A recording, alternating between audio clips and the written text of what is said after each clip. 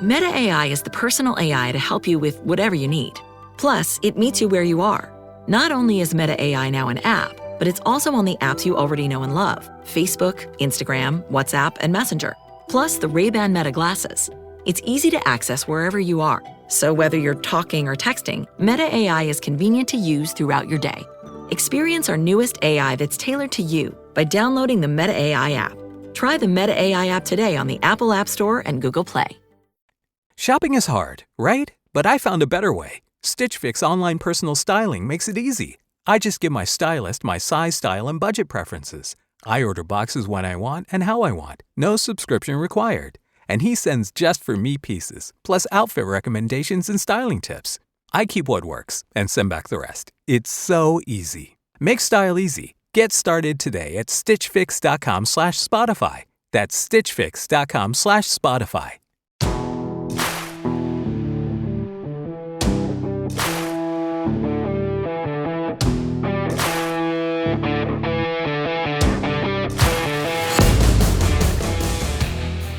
Welcome to Your Call, presented by the Headset app. In this episode, we're joined by Coach David Alexander, former NFL player and now high school football coach in Oklahoma. With experience leading programs that had long been stuck in a losing cycle, Coach Alexander shares a bold but honest message. If you're trying to change a culture, you have to talk about winning. From hosting parent meetings to building everyday competitions, his story is a masterclass in shifting mindsets from players to parents to entire communities. Before we get going, let's hear from our partner, the Headset app. The Headset app, a communication platform for coaches that makes sense. After all the technology we need is already in our pocket. No more time-consuming setup, lugging around cases, storing equipment, worrying about range, or finding the right location for your base station. The Headset app is an encrypted voice platform that is compatible with any Bluetooth headset or earbuds. The Headset app is a more secure, reliable, and easy-to-use communication system, delivered at just a fraction of the cost. Just open the app, put in your headphones, and go. At practice, on game day, or whenever. The Headset app. Download in the App Store or on Google Play today. Hi, coaches. Name's Dave Alexander. I'm here in Oklahoma. I'll be joining the staff at a Christian-based school next year, Bishop Kelly High School here in Tulsa. I have been a coach in Oklahoma 15 years, right? Which, looking at my gray beard, I started really late. And I was very lucky. The first two coaches that I became friends with here in Oklahoma after I finished my NFL career were Alan Trimble. Everybody might remember Alan from his amazing career at Jinx, and Rick Jones from over in Greenwood, Arkansas, right? Both of those guys won double-digit state championships. And so I started with Alan as an assistant. And then after realizing that, this was going to be my second career, my next calling, right? I wanted to venture out to be a head coach. So what we're going to talk about today is something that I did when I took over a very big head coaching job in the state of Oklahoma, biggest high school in the state. And what everybody has been doing here lately, right? And it started with Nick Saban and some other big college coaches, Urban Meyer, and, let's focus on the process, focus on the process, focus on the process. And that's the way that Coach Trimble at Jinx and Rick Greenwood, let's focus on the process. Let's talk about everything but winning. Let's talk about doing the drill right, where my footsteps are supposed to be, where my eyes are supposed to be, and all that. And that's what I was going to carry over into my head coaching. And the last stop I was at, an assistant. So both of my last two stops, teams have never won at Broken Arrow, never won. Didn't know how to win. Huge school, biggest school in the state, all the facilities, all the gadgets, all the toys you could ever imagine. Never done anything. The next school I'm at was at Sapulpa, right? Their big brothers didn't win. Their dads didn't win. Their uncles didn't win. Their grandfathers didn't win. Right. And so focusing on the process was great in drills and on our day-to-day work. Right. But I came to a realization very quick at Broken Arrow. We played our next door neighbor. We played Union High School, Tulsa Union. And literally the high schools are the two biggest high schools in the state, and they're 5 miles apart. And they beat us real bad. And they had been beating Broken Arrow for 20 years. In the 20 years before I got there, Broken Arrow was 1 and 27 right? Counting some games in the playoffs against them. And after we got beat, I was in the middle of the field doing interviews with the local newspaper and, the TV and all that stuff. And I turn around and all our kids are celebrating with their families, taking pictures with their girlfriends. The cheerleaders are down there, the dance team, the Tigers, and they're celebrating. Everything is just as happy as it can be. That's not the way it would have been at Jinx when I coached 9 years for Alan Trimble at Jinx. You lost a game against a rival. Everybody was hustling in the locker room and ready to focus on trying to get better. So we decided, myself and the staff, we needed to talk about winning. And Nick Saban will tell you that we don't talk about winning. Well, we had to talk about winning. And we had to talk about that it was okay to win and that we were not going to win every game. But that was not the goal. The goal was to win. So another realization hit me very quickly that our kids, teenage boys, obviously mostly, right, in football, want to win. They want to win from the time they're a little bitty. They want to win. If you play checkers with a 7-year-old, they want to win. You play tic-tac-toe with your 4-year-old granddaughter, right? She wants to win. So the problem was they were getting what we started terming as uncoached. We would coach them for 2.5 hours a day. And they would go home and get uncoached. Their big brothers, their dads, their uncles, their grandfathers were telling them, it's okay if you don't beat Jinx. It's okay if you don't beat Union. Oh, I didn't beat Jinx. I didn't beat Union. It's okay. You're going to be 7-3 is awesome. I think you guys should be 7-3 every year. That was what they were hearing when they left our facility. And so here's where the rub comes, right? Coaching the kids, we changed some things. We started making everything a competition and celebrating it. We had to break down we were having competition in our warm-ups. Our high knees were a competition, and we announced winners. And everything we did, we announced a winner. And I know that goes against common philosophy, but we wanted to talk about how great it was to win. Now, we had to break down our groups into smaller groups, so we had more winners every day in every single drill. But as I was getting to about the parents, so I started, besides my Booster Club meetings, I started having parent meetings. And again, the common wisdom amongst high school coaches that I know, almost exclusively, I will never meet with a parent, especially about playing time. I'm not meeting with parents. I'm not going to do it. Well, I took the philosophy I will meet with anybody about their kid. Anybody wanted to meet and talk about their kid, even if it was playing time, I would meet with them. But also, I told you, right? Alan Trimble, he would always meet with any parent. Any parent wanted to talk, he would meet with them.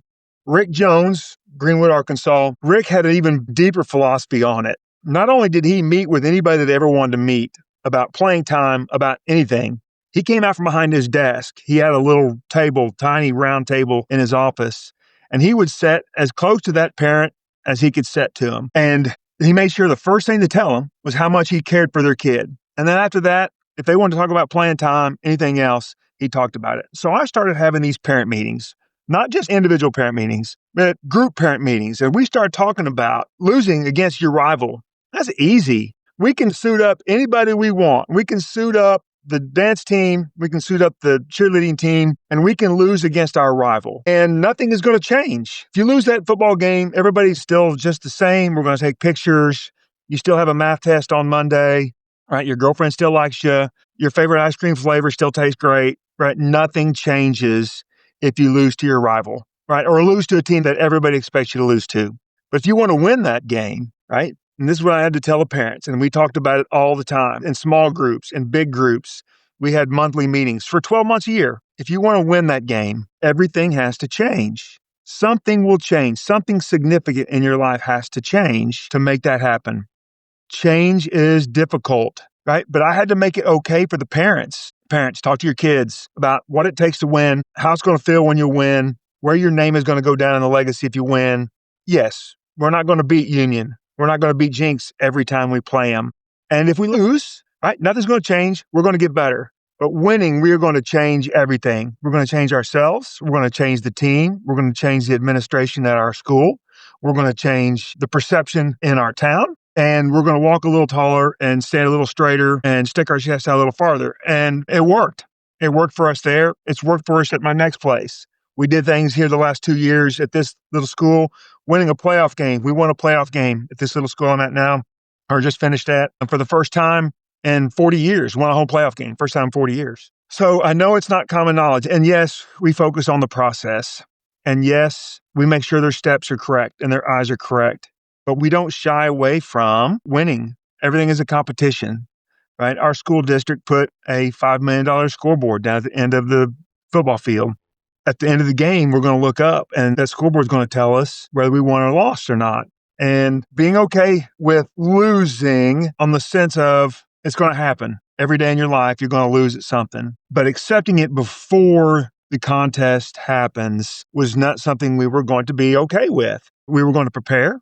We were going to coach hard. We were going to learn our plays. We were going to learn our defensive sets. We were going to know what our responsibilities were, who we're supposed to block, the depth of our routes, the timing of our throws for our quarterback, coverages we're supposed to be in, eye discipline, what gaps I'm supposed to have.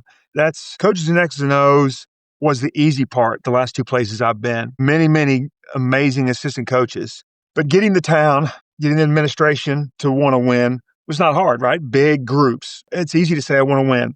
The small groups, the parents in 2s and 3s, the players who've gone through Little League and junior high, hadn't beat Union or hadn't beat Jinx. And now, right, Bixby, that we had to change the mind that competition, declaring yourself a winner, and that was going to be our goal. And I probably will get the feedback from this will be, Coach, focus on a goal, focusing on a championship, focusing on a trophy, right, is something individual. And this is a team sport and we've got to focus on the team. Well, I felt like we were doing that. I felt like we were focusing on parents. We were focusing on our community, our football community. We were focusing on our school. We were making things bigger and brighter. And we were getting our young men, and we had a couple of young ladies that played for us, getting our young men and our young ladies ready for competition. Doesn't matter what it is, right? Everything in life is turning into a competition, right? We got to get into college, or we've got to get into trade school, or we've got to go to a job and we've got to make money and we've got to support a family eventually. I've got to get out on my own. I've got to pay my car insurance. I got to pay my car payment and my gasoline. So whatever that is, get these kids realizing there is no not winning in life. We have to win. And the feedback will be, Coach, that's not what high school sports is about. But I know that my players and my parents have appreciated our approach. They appreciate me being willing to sit down and talk with them one-on-one about their kids, even in the difficult decisions. When you have that third team quarterback's mom come in or dad come in and say, my son has done this, this, and this, and he's the best quarterback on your team. Those are tough, difficult conversations, but having them has served me well with parents instead of them being disgruntled in the stands and uncoaching their kids when their kids get home. Talking about Coach Alexander doesn't know what he's doing. Coach Alexander's not helping you. Coach Alexander's he needs to do this, he needs to do that. You're the best quarterback. It's enabled us to make the stands on Friday nights a much happier place for guests. And all the parents understand where I stand. And there's parents that don't necessarily agree, but at least they respect my position and the place that I'm in. Thanks, everybody. Again, David Alexander. I'll be joining Bishop Kelly High School here in Tulsa. Thank you guys for Braden and Keith for having me on. I appreciate it.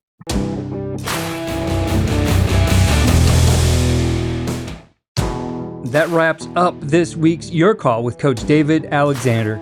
His message is a refreshing reminder that while process and preparation are important, the pursuit of winning still matters, especially when it brings pride to players, parents, and communities who've been waiting for something to believe in. Be sure to check out our partner, the Headset app, at theheadsetapp.com. Follow all we're doing at coachandcoordinator.com and follow us on X at Coach K. Grabowski.